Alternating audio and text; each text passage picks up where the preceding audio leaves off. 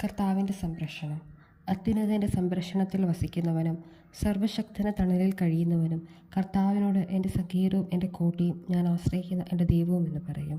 അവിടുന്ന് നിന്നെ വേടവൻ്റെ കെണിയിൽ നിന്നും മാരകമായ മഹാമാരിയിൽ നിന്നും രക്ഷിക്കും.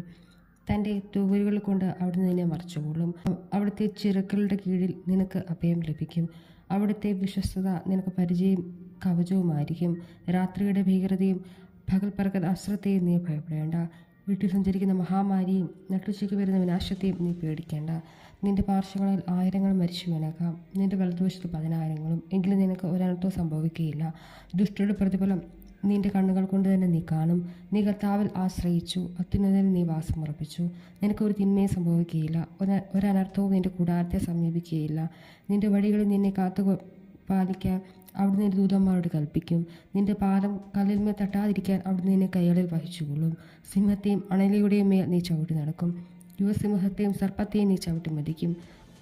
അവൻ സ്നേഹത്തിൽ എന്നോട് ഒട്ടി നിൽക്കുന്നതിനാൽ ഞാൻ അവനെ രക്ഷിക്കും. അവൻ എൻ്റെ നാമം അറിയുന്നതുകൊണ്ട് ഞാൻ അവനെ രക്ഷിക്കും. എന്നെ വിളിച്ചപേക്ഷിക്കുമ്പോൾ ഞാൻ അവന് ഉത്തരമരുളും. എൻ്റെ കഷ്ടതകളിൽ ഞാൻ അവനോട് ചേർന്ന് നിൽക്കും. ഞാൻ അവനെ മോചിപ്പിക്കുകയും മഹത്വപ്പെടുത്തുകയും ചെയ്യും. ദീർഘായുസ്സ് നൽകി ഞാൻ അവനെ സംതൃപ്തനാക്കും. എൻ്റെ രക്ഷ ഞാൻ അവന് കാണിച്ചു കൊടുക്കും.